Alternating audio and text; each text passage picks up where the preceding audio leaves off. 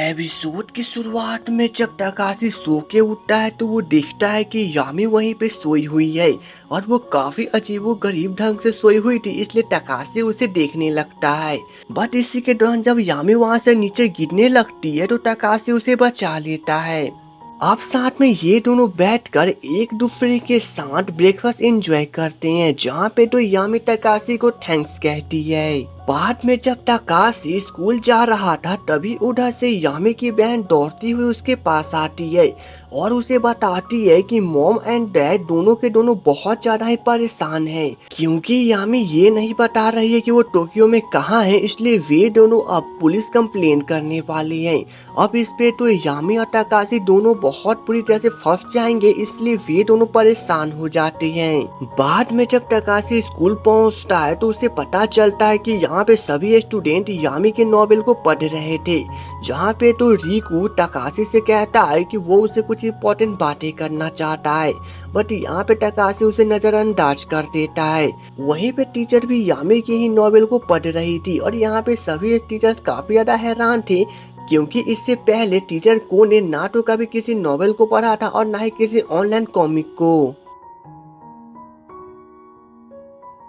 अब यहाँ पे रिकू और होरी की क्लास खत्म हो जाने के बाद इसी नॉवेल को जाकर यामी के मॉम एंड डैड को दिखाते हैं, जहाँ पे उन दोनों को तो विश्वास ही नहीं हो रहा था कि यामी कभी ऑनलाइन नॉवेल को भी लिखा करती थी। बट यहाँ पे रिकू उनसे कहता है कि उन्हें एक दूसरे के साथ मिलकर यामी को ढूंढना पड़ेगा, क्योंकि यामी टोक्यो में तो है ये हमें पता है, लेकिन हमें ये नहीं पता है कि यामी किस हालत में है। बट यहाँ पे यामी की बहन ऐसा करने से उन्हें रोक देती है और कहती है कि यामी ने फिर से नॉवेल लिखा है तो इसका सिर्फ यही एक मतलब है कि यामी अभी भी अपने काम में लगी हुई है और वो पूरी तरह से ठीक है।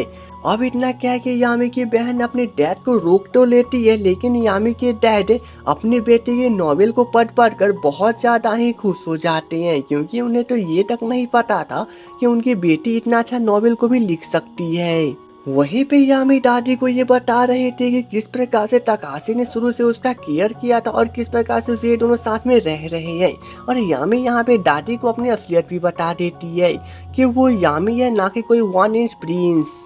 बट गाइज वहीं पे तकाशी भी यामी के ही नॉवेल को पढ़ रहा था और उसे तो विश्वास नहीं हो रहा था कि यामी इतना अच्छा नॉवेल कहाँ से लिख लेती है। रात को जब तकाशी यामी के साथ बातें कर रहा था तभी उसे डोरबेल की आवाज सुनाई देती है। अभी यहाँ पर रिकू आया हुआ था, जो कि तकाशी से इम्पोर्टेंट बातें तो करने आया था, बट यहाँ पे वो यामी के बिस्तर को देख लेता है और उससे पूछता है कि ये बिस्तर किसका है। अब इस पे तो तकाशी उसे छुपाने की कोशिश करता है, बट रिकू को इस पे कोई भी विश्वास नहीं होता है।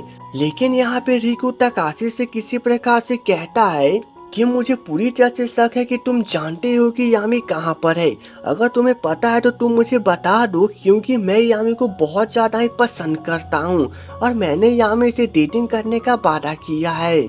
इस पे तो तकाशी थोड़ा सा शॉक्ड हो जाता है, बट वो रिकू से कहता है कि मैं तुम्हें यह बात नहीं बता सकता, क्योंकि कहीं ना कहीं मैं भी यामी को बहुत ज्यादा पसंद करता हूँ। जिस पर तो रिकू बहुत ज्यादा ही रोने लगता है और वो तकाशी से कहता है कि आखिर तुम ऐसा क्यों कर रहे हो। पर तकाशी तो तकाशी था, वो उसे कह देता है कि वो बस उसे बहुत ज्यादा पसंद करता है और इसका कोई भी मतलब नहीं है, और साथ में वो यामी को वहाँ से बाहर निकलने के लिए भी कहता है। अब रिकू जब यामी को देखता है तो उसे कुछ भी विश्वास नहीं हो रहा था कि अचानक से कोई इंसान इतना छोटा कैसे हो सकता है। बट यहाँ पे अब यामी खुद रिकू को सब कुछ समझा देती है कि किस प्रकार से उसके ऊपर बिजली गिरा था और किस प्रकार से वो छोटी हो गई, लेकिन छोटी होने के बाद तकाशी ने उसका बहुत अच्छी तरह से केयर किया है। अब रिकू जब वहाँ से जाने लगता है तो वो तकाशी को बाय कहता है, बट साथ में वो उससे कहता है कि मैं यामी की पूरी जिम्मेदारी तुम पे तो छोड़ के जा रहा हूँ और उसे कुछ नहीं होना चाहिए। लेकिन ऐसे एक बात है कि मैंने अपनी कहानियों में सुना था कि इसी शहर के बाहर एक छोटा सा गांव है, जहाँ पर सनसेट के दौरान तालाब के किनारे जाने के बाद जब इंसान कोई भी विश मांगता है तो वो पूरा हो जाता है, और तुम्हें भी उस अवे केव के पास जाना चाहिए। अब इस पे तो तकाशी थोड़ा सा सोच में पड़ जाता है, क्योंकि वो भी चाहता है कि यामी बहुत जल्द बड़ी हो जाए। अब नेक्स्ट तकाशी अपनी मॉम और दादी से झूठ बोलकर वहां से यामी को लेकर निकल जाता है, जिसके बाद तकाशी एक बस पकड़कर उसी छोटी से गांव की तरफ चला जाता है। तकाशी गांव में पहुंचने के बाद सबसे पहले वहां के एक छोटे से रेस्टोरेंट में अपना नाम लिखवाता है, क्योंकि वे रात में वहीं पे ठहरने वाले हैं। एंड आफ्टर दैट की तकाशी और यामी वहां पर हॉट स्प्रिंग का मजा लेते हैं, जहाँ पे दोनों बहुत खुश दिखाई देते हैं।